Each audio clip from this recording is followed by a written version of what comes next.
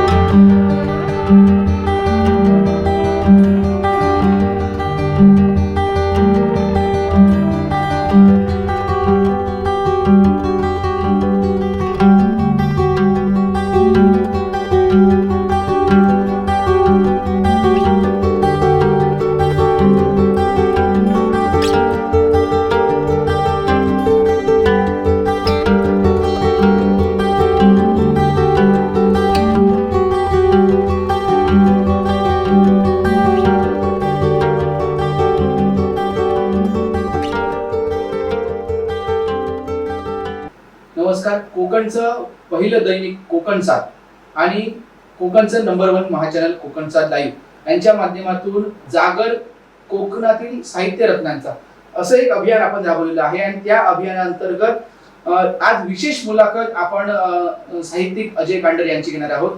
आपल्यासोबत अजय कांडर आहेत. तसेच आपल्यासोबत आमचे कोकण 7 दैनिकचे संपादक देसाई सर आहेत.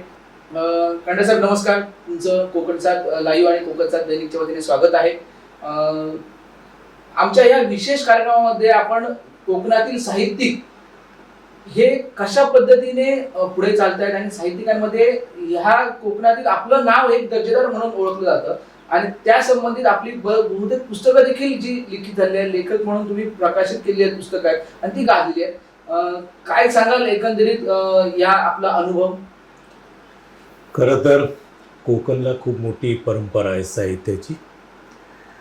मराठीतलं पहिलं ज्ञानपीठ पुरस्कार या भूमीतील भाऊसाहेब खांडेकर म्हणजे वि स खांडेकर यांच्या ययातीला मिळालं. दुसरं ज्ञानपीठ पुरस्कार कुसुमाग्रजांना मिळालं आणि तिसरं ज्ञानपीठ पुरस्कार पुन्हा आपल्या सिंधुदुर्ग जिल्ह्यातील धालवली येथील कविवर्य विंदा करंदीकरांना मिळालं आणि चौथं बालचंद्र नेमाडे सरांना. 4 ज्ञानपीठ एकूण मराठी भाषेला मिळाली. त्यातली 2 ज्ञानपीठं आपल्या सिंधुदुर्ग जिल्ह्याला मिळाली. म्हणजे त्याचं काय महत्त्व मोल आहे बघा. आणि खरं तर नासी पेंडसे आहेत, त्याच्यानंतर मधु मंगेश कर्णिक आहेत, जयवंत दळवी आहेत, आरती प्रभू आहेत, वसंत सावंत आहेत, अशी कितीतरी नावं चांगली आपल्या या कोकणने मराठी साहित्याला दिलेले आहे. आणि आत्ताच्या पिढीत जर बघायला गेलात तर जयंत पवार सारखा आहे किंवा त्यांच्या आधीच्या पिढीत सतीश काळसेकर होते.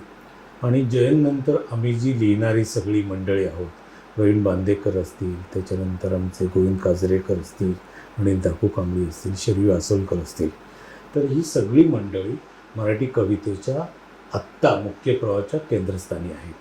त्यात एकटे प्रवीण बांदेकर कवी आणि कादंबरीकार आणि इतर लेखक म्हणून पुढे गेलेले आहेत आणि बाकी सगळीच आम्ही मंडळी कविता लिहिणारी आहोत.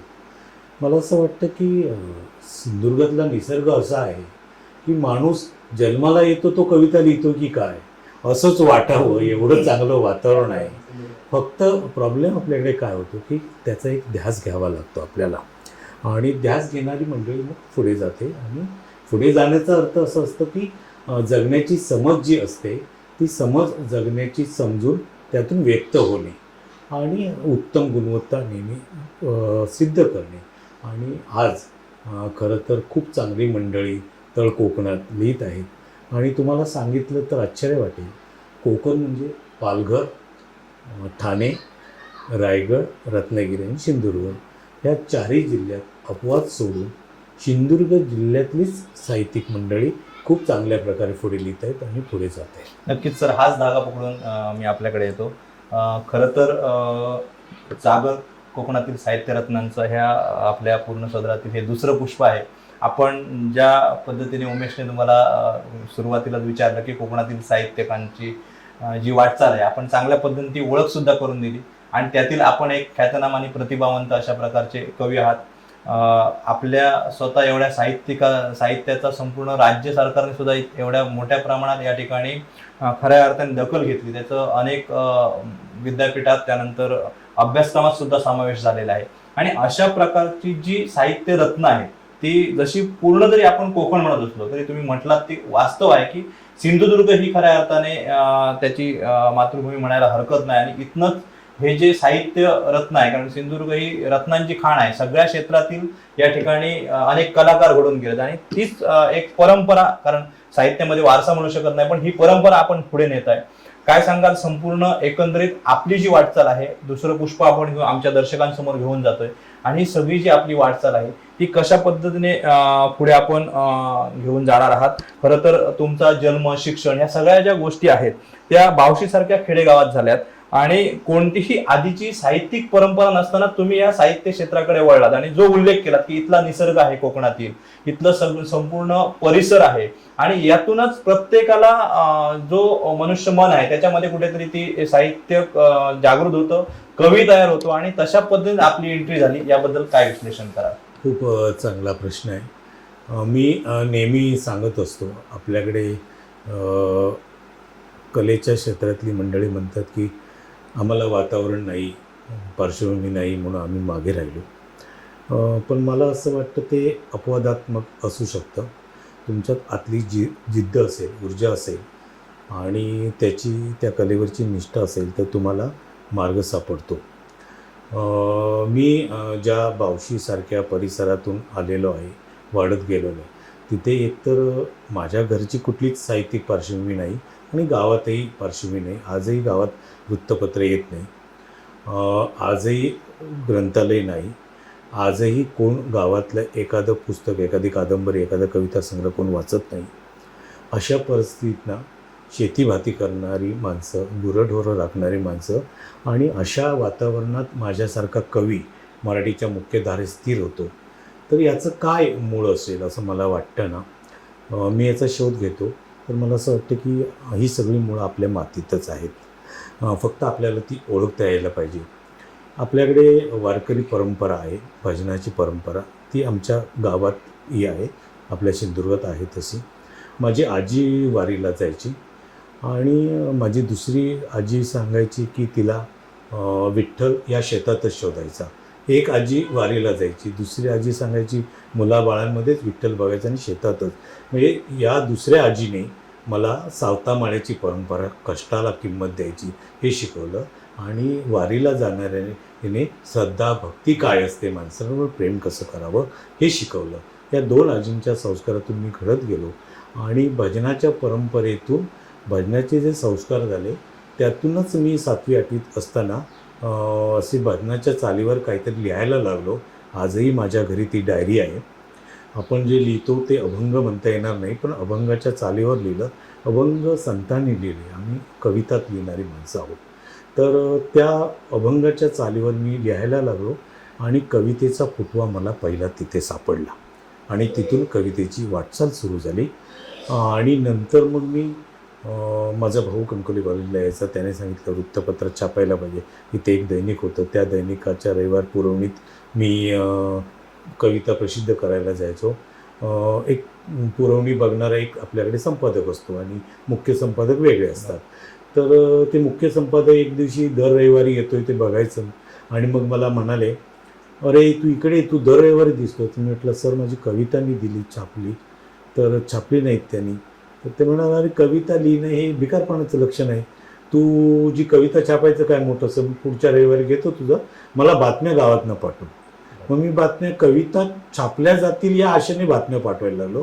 मग मी तिथे बातमीदार पण झालो आणि माझ्या कविता पण यायला लागलो आणि त्यामुळे सुदैवाने वृत्तपत्रात पण आलो. म्हणजे माझा पोटा पाण्याचाही प्रश्न कवितेने सोडला तिथून आणि मग माझी कवितेची वाटचाल सुरू झाली अशी. सर, कवितेची वाटचाल सुरू झाली तुमचे बहुसंख्य कविता असतील, गझल असतील आणि किंवा वेगवेगळ्या ह्या कविता आहेत आपल्या सगळ्या.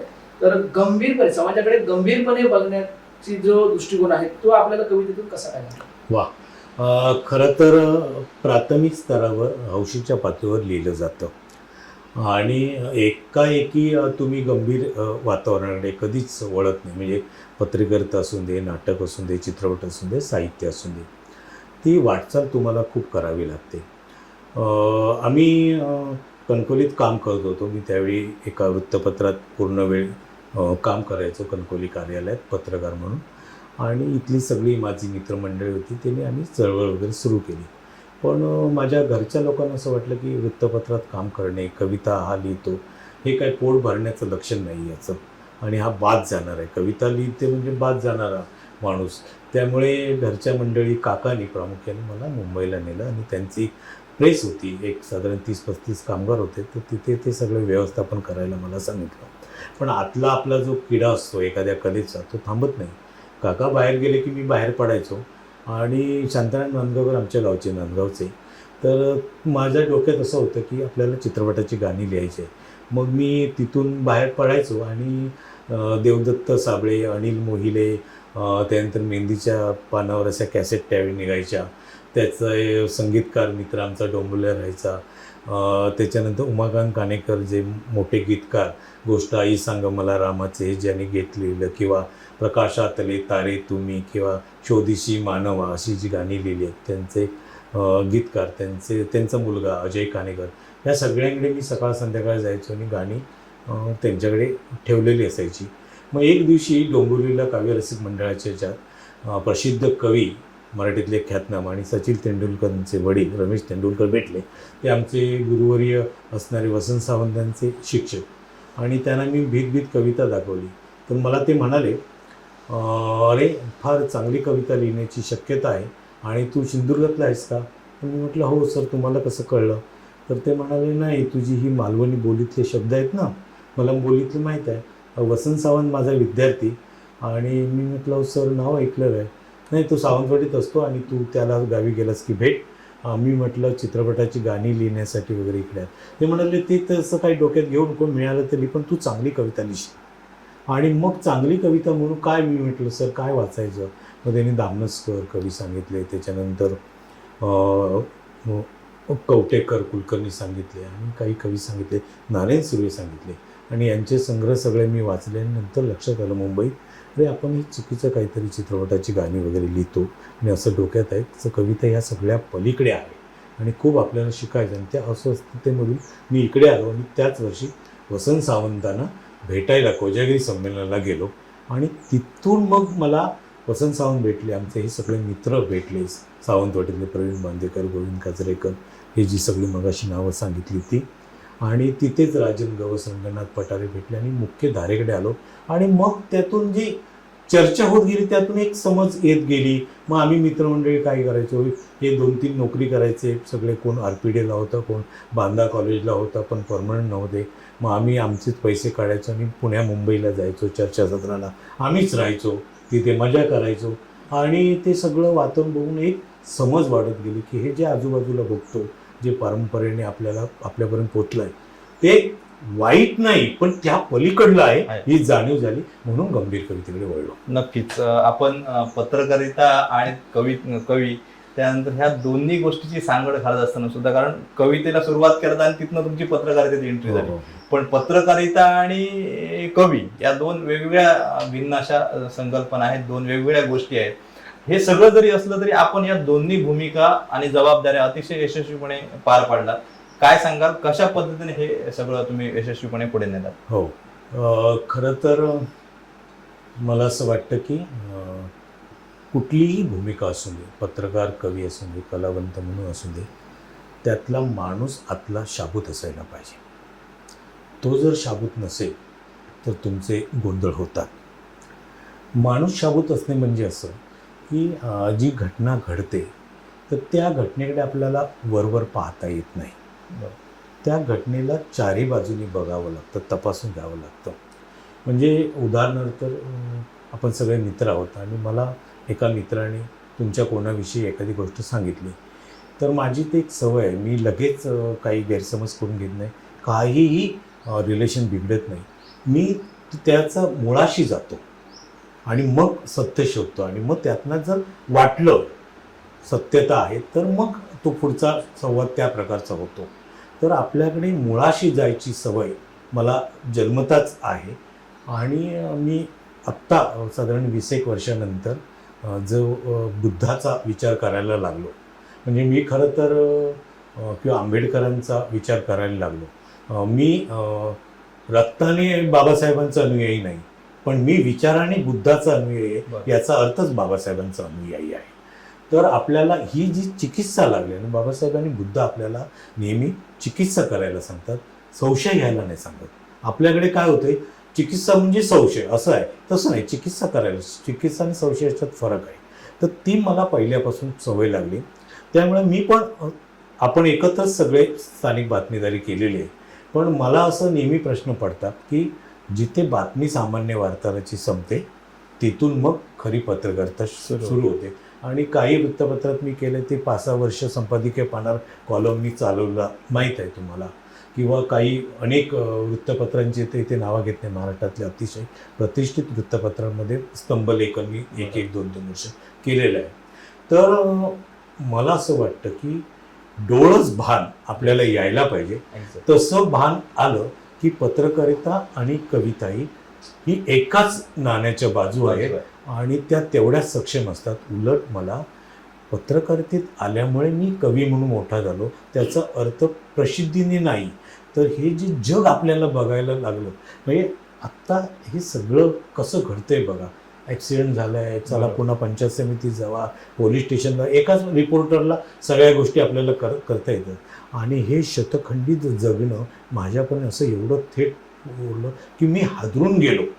इथे अनेक हत्या झालेल्याच्या घटना आपल्याला माहीत आहेत, अनेक राजकीय सगळ्या माहीत आहेत, या सगळ्याचा साक्षीदार आहे. आणि काही तर एक हत्या तर आमच्या समोरच झालेली आहे 90-91ची. तर हे सगळं पाहताना असं वाटायला लागलं की अरे आपण माणूस म्हणून हादरे देत आहेत. तर ती बातमीदारी पण लिहिताना बातमी आपल्याला कमी लिहिता येईल, पण त्यातलं माणूस पण आहे ते आपण तपासत राहायला पाहिजे. कवितेतही तेच झालं. त्यामुळे या दोन गोष्टी समतोल झाल्या असं मला वाटत राहतं. निश्चितच तुम्ही म्हणता की माणूस म्हणून आपण एक पुढे बघितलं पाहिजे. तुमच्या या पत्रकारिता आणि कवी लेखनाकडे राजकीय भूमिका कधी आड आल्या असेल? राजकीय भूमिका आड आल्या नाही. त्याचं कारण असं आहे की आपल्याकडे समज नाही आहे माणसांची.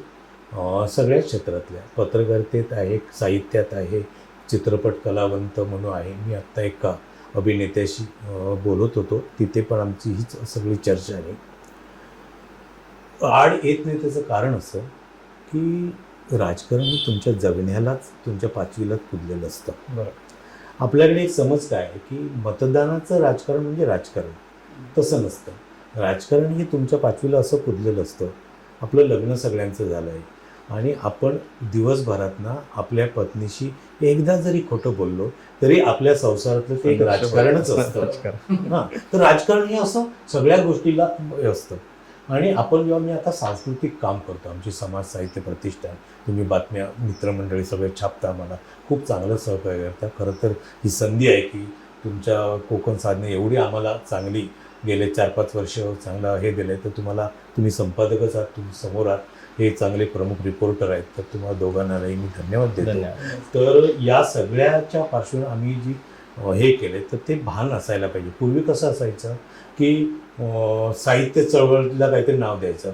आम्ही असं नाव दिलं की समाज साहित्य प्रतिष्ठा, म्हणजे समाज असतो म्हणून साहित्याची निर्मिती होते. पण समाजच वगळला तर साहित्याची निर्मिती काय होणार? हे माझं पॉलिटिकली स्टेटमेंट आहे. ही जी संस्था आहे, हे काम आहे, पॉलिटिकली काम आहे माझं. मी इथे ज्या बाबासाहेबांच्या नावाने काम करू पाहतोय, ज्या फुलेंच्या नावाने, ज्या शाहूंच्या नावाने, किंवा या भूमीतले आप्पासाहेब पटवर्धन जे परिवर्तन करू पाहत आहे, कोणी असू दे, हां, तर अध्यात्मले आपले जे गोव्यातले हे आहेत, आता पटकन मला नाव आठवत नाही, आंबे काय नाव काय ते आंबे, हां, तर स्वैरनाथ आंबे, तर त्यांची अनेक कवनं बघा ना.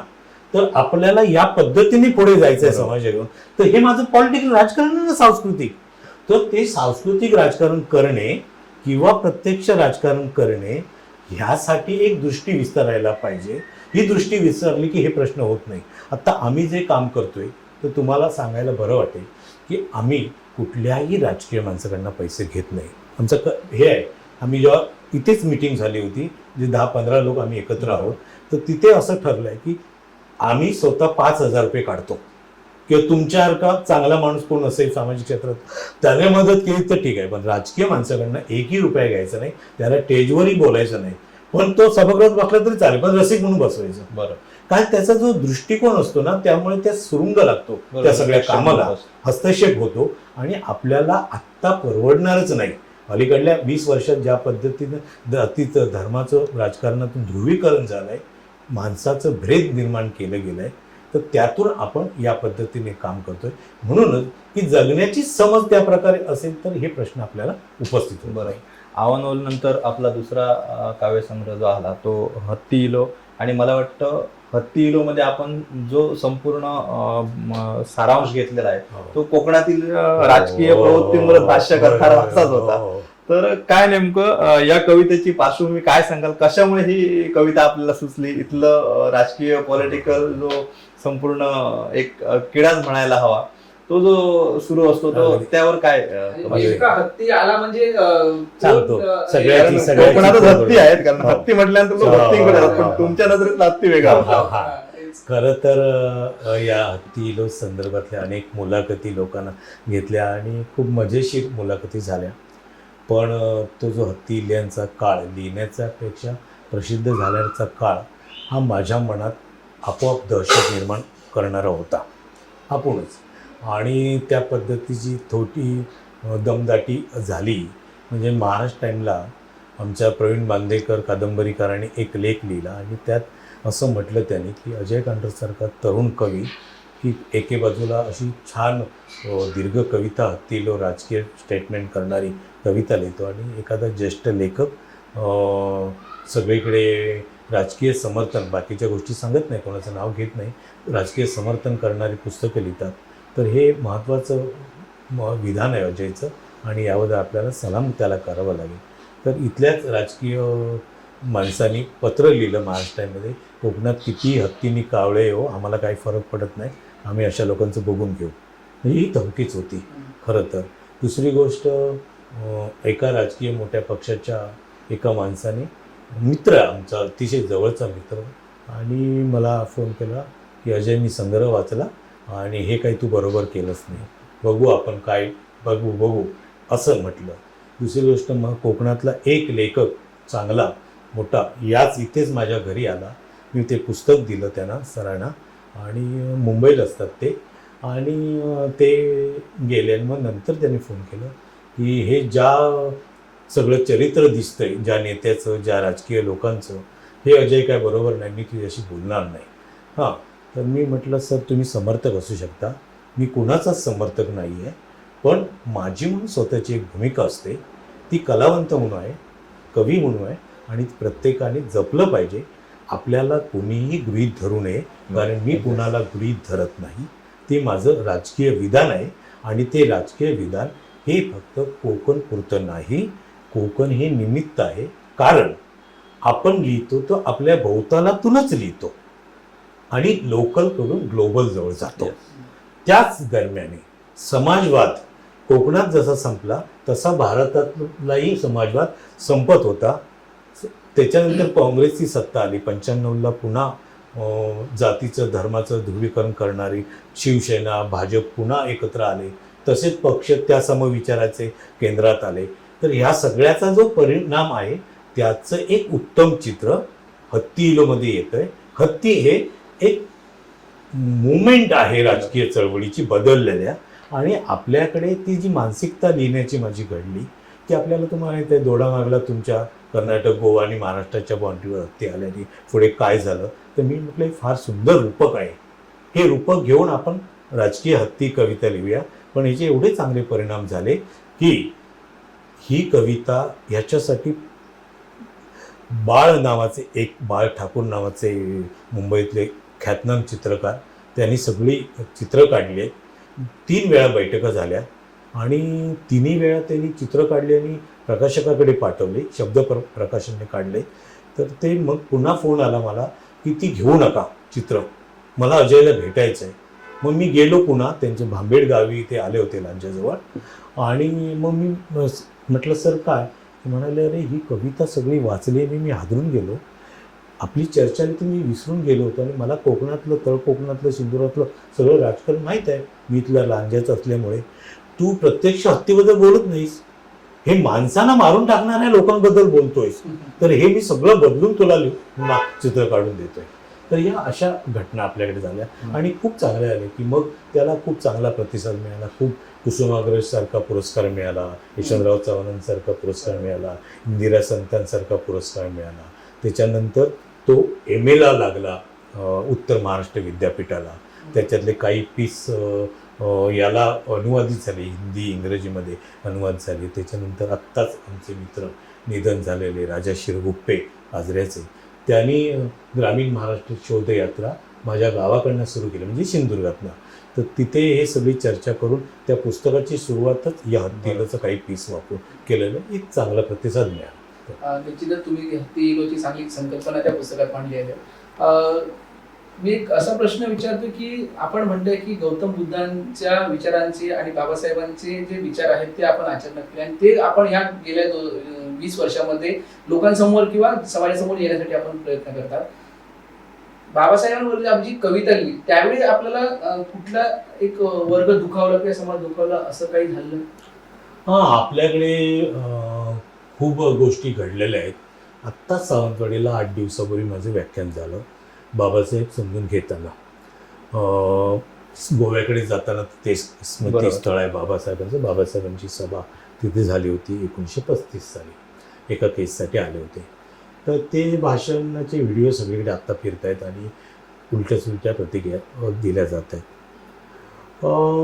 मला असं वाटतं की बाबासाहेबांकडे मी एकाएकी वळलो नाही.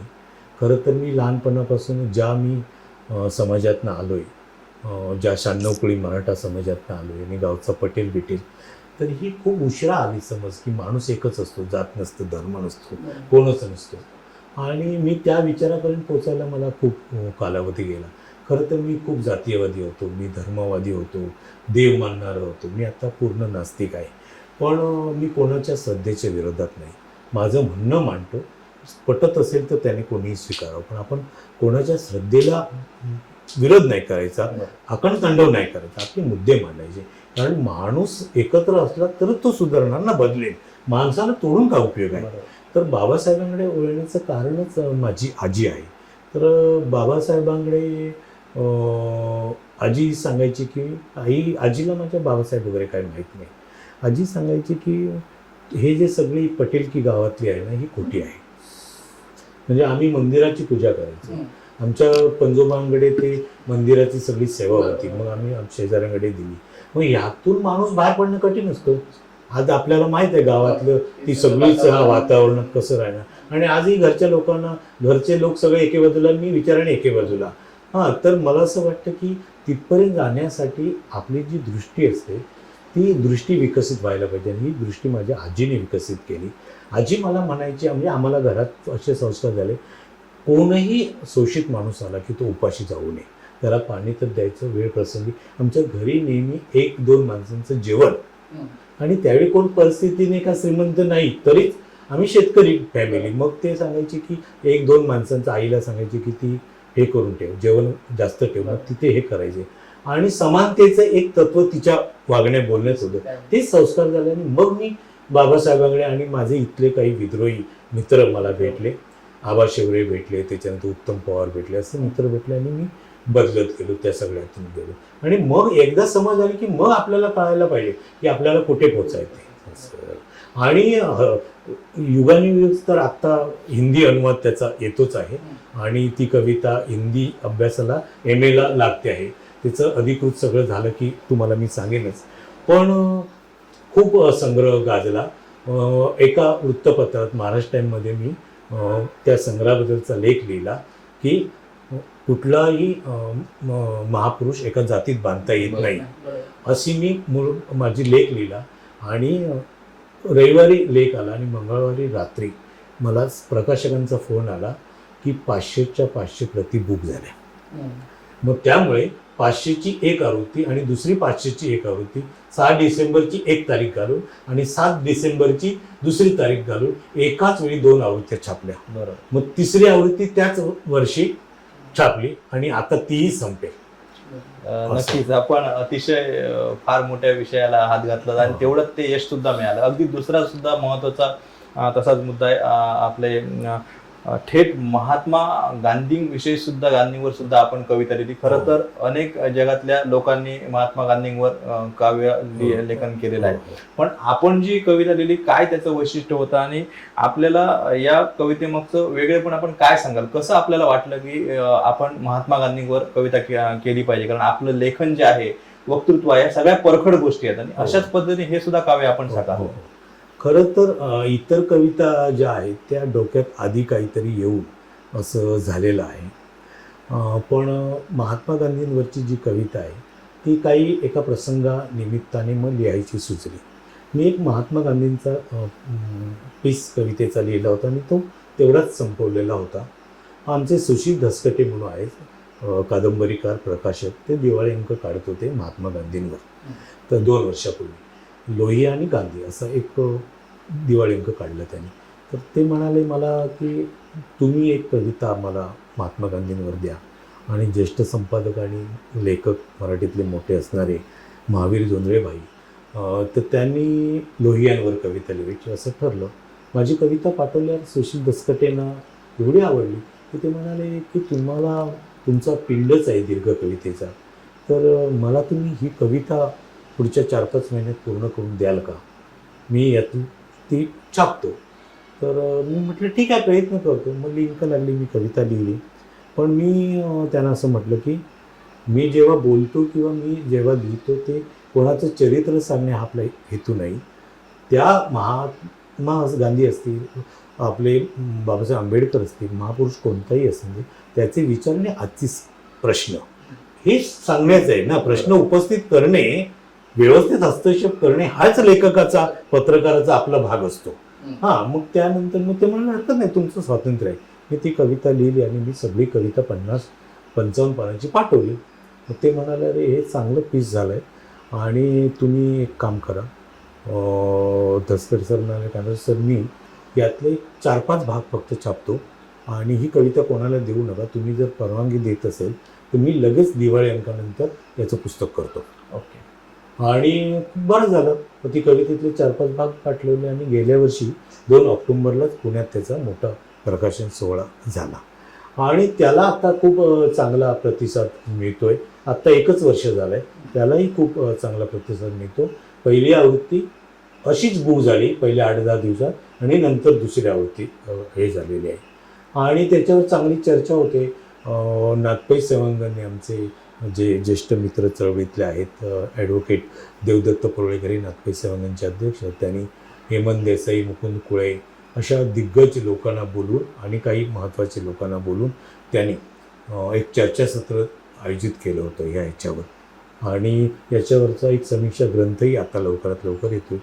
त्यामुळे चांगलं चाललं आहे, ते संग्रह पोचला. नक्कीच सर. खरं तर तुमचं एवढं या काव्य क्षेत्रामध्ये, साहित्य क्षेत्रामध्ये काम आहे की एका मुलाखतीमध्ये ते संपू शकत नाही. पण बरोबर. शेवटी वेळेची मर्यादा आहे, त्यामुळे आपल्याला कुठेतरी थांबावं लागेलच. पण हे सगळं करत असताना सर आपण काव्यातून अनेक गोष्टी मांडत आलाय. पण आज सध्याचं जे राजकीय आणि सांस्कृतिक वर्तमान जे आहे ते आत्मनिष्ठ होत चाललंय आणि कवितेपेक्षा वास्तववादी गद्य लेखनाला कुठेतरी ते जवळचं येतंय. तर तुमच्या अलीकडच्या कवितांमध्ये राजकीय आणि सांस्कृतिक हा वास्तवाचा जो वेध आहे तो घेण्याचा आपला प्रयत्न तर दिसतोय. तर तुम्हाला असं कधी वाटलं का हे सगळं आपण या ठिकाणी गद्यातून मांडावं, जास्तीत जास्त तळागाळापर्यंत हे पोचावं, तर असा कधी विचार आला का? खरं आहे तुमचा, आणि अतिशय महत्त्वाचा प्रश्न आहे. मराठीतच नाही, जगभरातले, म्हणजे माझं इंग्रजी कच्चं आहे, पण मी ही जी सगळी पुस्तकं आहेत त्यातून जे अनुवादाची पुस्तकं मी घेतो, तर ती जी इंग्लिश लेखकांचे वगैरे वाचलेले लेख आहेत, तर सगळेच मोठे लेखक पहिले कवी होते. म्हणजे आमचा प्रवीण बांदेकर मित्र मराठीतला महत्त्वाचा कवी म्हणून ओळखला गेला. नंतर आत्ता 10 वर्षात कादंबरींकडे वळले आणि कादंबरीत राष्ट्रीय पुरस्कार त्यांना मिळाला. तर ही पण असे आजूबाजूचे चांगले लोक लिहितात, तर ती पण आपल्याला प्रेरणा असते. आणि दुसरी गोष्ट अशी की राजकारणातला हस्तक्षेप जो असतो तसाच हस्तक्षेप तुम्हाला लेखक कवी म्हणून करावा लागतो, आणि तो हस्तक्षेप करताना कादंबरी किंवा अन्य स्तंभलेखन किंवा ललित लेखन त्या पद्धतीचं लिहिलं गेलं पाहिजे. आता बघा, मी विचार करताना गांधीजींच्या कवितेचा, मला गांधीजींच्या कवितेचा विचार करताना मला बुद्ध आठवत होता. कारण गांधी आणि बुद्ध यांमध्ये काही साम्य आहे. आपला काही विद्रोही वर्ग आहे, तर त्यांना असं खटकतं की गांधींना बुद्धाशी जोडलं तर, पण मी कवितेशी जोडलेलं आहे, मी ते जाहीरपणे बोलत असतो, आणि त्याची तशी रचना पण कवितेत आहे. तर हाही माझा एक सांस्कृतिक राजकारणाचा भाग आहे. आणि गेल्या 90 नंतर जे राजकारणाचं जे काय चाललं आहे, प्रामुख्याने मुंबईतली दंगल आणि बॉम्बस्फोट, आणि जो तिकडे जी मशीद उत्तर प्रदेशमध्ये पाडली गेली, तर त्यावेळी मी मुंबईतच होतो, आणि त्यावेळी तिथे 1 वर्षभर नोकरी करत असल्यामुळे बॉम्बस्फोट जवळून वरळीला मी बघितले, माणसांचे खच बघितलेले, प्रेतांचे दंगली जवळून जाळपोळ बघितलेलं आहे, आणि त्याचा एक मोठा परिणाम माझ्या मनावर झालेला आहे. तर आपल्याला ह्याचं एक भान असायला पाहिजे, आणि या सगळ्यातून लिहिताना सांस्कृतिक हस्तक्षेप नावाची गोष्ट आहे, ती सतत आपण करायला पाहिजे. आत्ता वातर नावाचा एक संग्रह माझा 1-2 वर्षात येईल, आत्ता प्रकाशकांकडे पाठवलेला आहे. वातर म्हणजे असं आहे की गेल्या 10 वर्षात तुम्ही बघितलं, धर्माचं, जातीचं, धर्माच्या नावाखाली माणसांना मारलं गेलं, घरं जाळली गेली, जातीचं ध्रुवीकरण गेलं, माणूस मित्र एकत्र होते ते एकमेकाकडे संशयाने बघायला लागले आहेत, आणि ह्या सगळ्याच्या मुळाशी राजकारणच असतं. तुम्ही कोणाचंही उपोषण सोडवण्यासाठी सरकारने प्रयत्न करून दे, कोणालाही यशस्वी योजना राबवून दे, त्या सगळ्या सत्तेवर येणाऱ्या प्रत्येक आपल्या विचाराचं जरी सरकार असेल तरी त्या सरकारचा हेतू निवडणूक जिंकणे हाच असतो. म्हणूनच माझ्यासारखा कवी असेल, तुमच्यासारखा चांगला पत्रकार असेल, त्या प्रत्येकाला असं वाटायला पाहिजे की आपल्या विचाराचं सरकार असेल. म्हणजे मी समाजवादी विचारसरणीचा आहे आत्ता, आणि माझं घर काँग्रेसचं होतं, माझे वडील काँग्रेसचे सरपंच होते, तर मी काँग्रेसचं सरकार असेल तरी मी त्या सरकारच्या विरोधातच बोले. तर हे जे भान असतं, आणि त्यातून हे सगळं लेखन होतं. मला असं वाटतं की जर असंच ज्याचं लेखन पुढे ज्या भाषेतून गेलं आहे, तीच कविता, तीच कादंबरी पुढे गेलं आहे. आत्ता तुमच्या प्रश्नाचा मूळ मुद्दा असा आहे की तुम्ही सांगितलेलं हे मी मान्य केलेलं आहे, तर त्याचा एक प्रयोग मी केलेला आहे, आणि आत्ता एका दिवाळी अंकात आलेला आहे. तर मला कादंबरीचा कौतुक लिहिणाऱ्यांचं मोठं असं आहे की 500-500 पानाची कादंबरी लोक लिहितात, आणि तिथे बसून आम्ही असे प्रयत्न केले, पण मुलखाचे आम्ही आळशी माणसं आहोत. आपल्याला पटकन कागदार लिहून दुसऱ्या दिवशी नाव छापून बघायची सवय आहे. धीर नाही ना आपल्याला, पत्रकारांचं धीर नाही. आधी लगेच आलं की आपण ते सगळं बघतो, म्हणजे माझ्याच आपण व्हॉट्सअपला पाठवतो, आपल्या समविचारी लोकांपर्यंत देतो, आणि ते खरंच आहे. त्यांना बातमी पोचवणे आपला धर्म आहे, आणि त्यातून योग्यच आहे. मग 500 पानाची कादंबरी कोण लिहिणार? तरी मला एक माझे एक मित्र होते जॉन डिसोजा नावाचे, ते देह विक्री करणाऱ्या महिलांसाठी काम करायचे मुंबईत. आणि गोव्याला कला अकादमीत 10 वर्षापूर्वी त्यांची ओळख झाली. नंतर खूप मैत्री झाली. 65-70 वर्षाचे होते. आणि त्यांनी मला करोनाच्या काळात एकदा फोन केला. दिव्य मराठीला माझं सदर त्यांनी वाचलं आणि मला म्हणाले ते की अजय तू ये इथे, आपण देहविक्री करणाऱ्या सगळ्या अवस्थेत फिरूया आणि तू ते तुझ्या कॉलममध्ये 2-3 लेख लिही, इथे कोणाला आधार मिळेल. मी म्हटलं सर नाही, माझी तब्येत हे प्रॉब्लेम आहेत आणि मी येऊ शकत नाही. मग ते म्हणाले मी फोन जोडून देतो. मग त्या महिलांशी जोडून दिलं. मग ते 2 लेख मी त्या कॉलममध्ये स्तंभलेखनामध्ये दिव्य मराठीच्या लिहिल्या. आणि नंतर पुन्हा त्यांचा आग्रह आला की करोना खूप कमी झालेला आहे, मी तुझी सगळी काळजी घेतो, तू ये. मग मी धाडस करून गेलं की मलाही ते जग हे काय नेमकं आहे आपल्याला माहीत असायला पाहिजे. आणि कवी म्हणून लेखक म्हणून आपण ह्या सगळ्या दृष्टीकडे बघायला पाहिजे. परंपरेने हे संकुचित, हे असं करणार नाही, हे जग वाईट आहे असं बघता येत नाही. आणि जगातली कुठलीच बाई वाईट नसते. माझी कविताही त्या पद्धतीची आहे. आणि मग मला ते कामाटीपुरामध्ये घेऊन गेले. त्याच्यानंतर मला त्या ह्याच्यात घेऊन गेले, गोलपिटा भागात घेऊन गेले. त्याच्यानंतर ग्रँड रोडला घेऊन गेले, गिरगावला घेऊन गेले. असे जे सगळे रेड लाईट एरिया आहे त्या भागात सगळे 3 दिवस आम्ही फिरलो. आणि तिथलं जे भयानक दुःख आहे, तर ते दुःख एका ह्याच्यात 4-5 हजार शब्दाच्या ह्याच्यात आत्ता अक्षरलिपीच्या दिवाळी अंकात अंधारातल्या सावल्या. म्हणजे मी जेव्हा प्रवेश केला त्या कुंटणखान्यात, त्या 10-12 मुली अशा बसल्या होत्या आणि मंद प्रकाश होता आणि त्यांच्या सावल्याच मला दिसत होता भयानक. तर त्याचं शीर्षक आहे. तर असं हे आहे. तर त्याचे भाग डोक्यात आहेत. तर त्याची एकतर कादंबरी करायची, नाहीतर सुटे भाग लिहून आपल्याला सोपं पडेल त्याचं पुस्तक काढायचं. तर तुम्ही म्हणताय त्याचं काहीतरी मिळेल पुढे. नक्कीच. अगदी शुभेच्छा सर. खरं तर खूप छान वाटलं तुमच्याशी संवाद साधून, कारण हे आमच्या जागर कोकणच्या साहित्य रत्नांचा या सदरातील दुसरं पुष्प होतं. आणि अगदी विस्तारपूर्वक नाही मात्र अतिशय महत्वाचा जो बाबा होता त्याबाबत आपल्याला चांगला संवाद करता आला. चांगली चर्चा झाली. अजय कांडर सरांचा परिचय करून द्यायचा झाला तर तो फार मोठा आहे. मात्र त्यांनी आजवर त्यांची प्रकाशित झालेले काव्यसंग्रह, त्यानंतर महाराष्ट्र फाउंडेशन सारखा अतिशय मानाचा असा पुरस्कार सुद्धा कोकणच्या या सुपुत्राने पटकावलेला आहे. आणि कोकण साथने जी ही चळवळ सुरू केली आहे, तर मला वाटतं मी ज्यावेळी सरांशी संवाद साधला त्यावेळी लगेच त्यांनी या उपक्रमाचं भरभरून कौतुक केलं होतं. आणि आज थेट त्यांच्याशी आम्हाला संवाद साधता आला. आपल्या पुढील वाटचालीसाठी, प्रवासासाठी आमच्या शुभेच्छा आहेतच सर.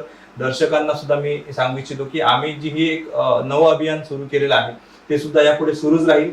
नवीन कोकणातील जे आमचे दिग्गज प्रतिभावंत साहित्यिक आहेत, नवसाहित्यिक आहेत, या सगळ्यांपर्यंत आपण पोहोचणार आहोत.